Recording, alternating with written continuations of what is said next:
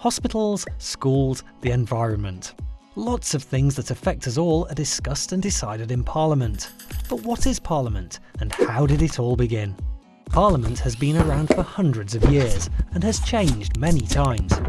Way back in 1215, King John put his seal on Magna Carta and agreed to a list of 63 rules set out by a group of barons. These were important landowners who advised the king. This meant that for the first time no one, not even the king, could break the law of the land. 50 years later, Simon de Montfort, for the first time, invited representatives of the towns and shires to his 1265 Parliament. From this point onwards, the power to make decisions for the nation passed, over time, from the king or queen to Parliament.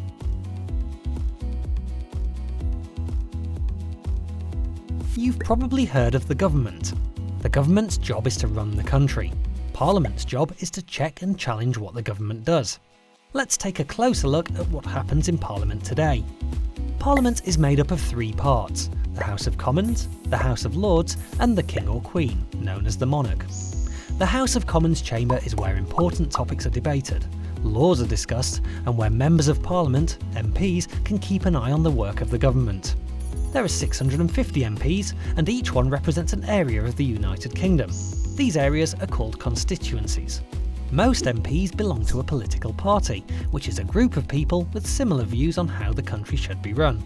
And some MPs are independent, which means they aren't part of any party. MPs are voted for by the people in their constituency at general elections. The leader of the party that wins the election becomes the Prime Minister. The Prime Minister and their party run the country, and are called the government.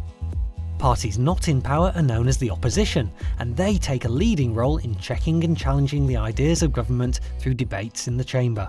At the head of the House sits the Speaker. It's their job to make sure debates are kept in order. Sometimes they can get very lively. The second part of Parliament is the House of Lords, and it shares the job of making laws with the House of Commons. There are around 800 members, and most are life peers. Life peers are chosen for their knowledge and experience, so they can use their special skills to look carefully at new laws. Anyone, including you, can nominate somebody to be a life peer. Successful nominations are then recommended by the Prime Minister and approved by the monarch. Once approved, you become a lord if you're a man, or a baroness if you're a woman, and you are then a member of the House of Lords, a peer for the rest of your life.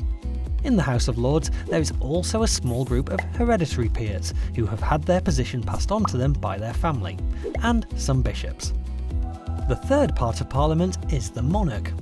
This role is mainly ceremonial these days. They meet the Prime Minister once a week to hear what's going on in Parliament and sign every new law.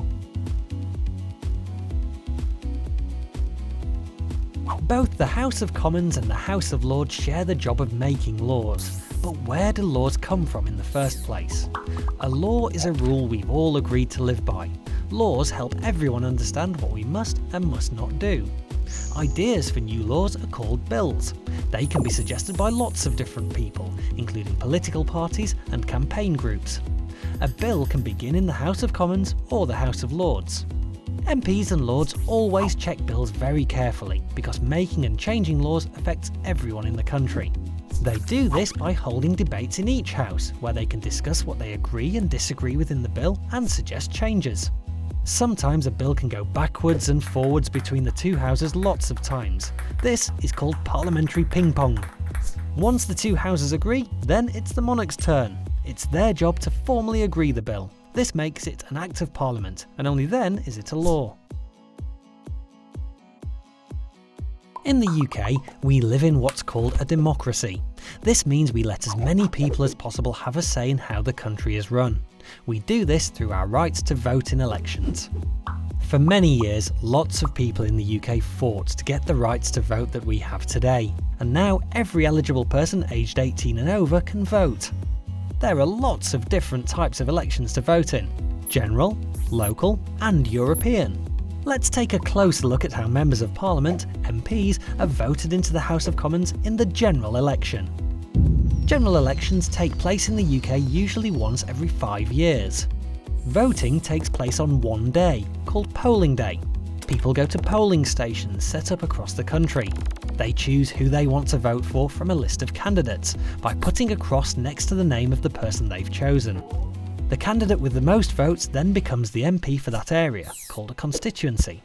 Okay, but how would I know who to vote for? Before elections, candidates need to campaign to try to get people to vote for them. Campaigning can involve handing out leaflets to explain their ideas, speaking in public discussions, talking to people by visiting houses door to door, and party political broadcasts on TV. Parties with candidates standing for election also write a list of everything they want to do if they win. This is called a manifesto. Once they've won an election, an MP represents all their constituents, including those who didn't vote or voted for someone else. The party with the most elected MPs forms the government, and their leader becomes the Prime Minister. If no one party wins the election, then this is called a hung parliament. If this happens, two or more parties might agree to join together to form what is known as a coalition government. One way to have a say in how the country is run is to use your vote. You have to be 18 or over to vote in general elections, and you can register from the age of 16. But whatever your age, there are loads of other ways to get involved and have your voice heard. If there's something you feel strongly about in your local area, or even something that affects people across the UK, let Parliament know. You can contact your local Member of Parliament, MP, or any Lord by letter, phone or email to talk about something that's important to you. Sometimes there's power in numbers. To have your say, you could start a petition for a cause that interests you and get other people signing up to agree. Or if you're really passionate about something, you could join a campaign group. These groups use lots of different ways to have their say, from lobbying MPs, which means asking them to support their cause, to holding peaceful protests, all to help bring about change. And don't forget, you can get your voice heard in school too. Many schools have school councils to give students the chance to have a say on how their school is run, a bit like a parliament for school. So, Parliament sits at the heart of UK democracy, discussing the big topics of the day, making laws and keeping the government in check. And for democracy to really work, we all have to be involved. What will you do?